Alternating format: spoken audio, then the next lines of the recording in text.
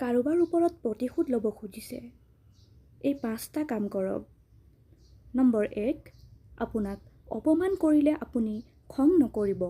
খং কৰা মানেই তেওঁ জয়ী হোৱা। নম্বৰ 2, অপমান গালিৰ পিছতো নিজৰ কামত লাগক।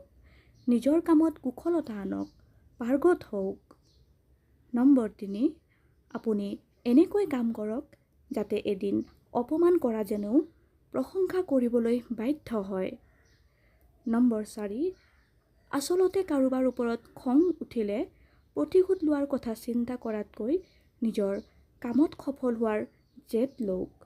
নম্বৰ 5, যি মানুহে সফল হ'ব খোজে তেওঁলোকে প্ৰতিশোধৰ কথা চিন্তা নকৰে।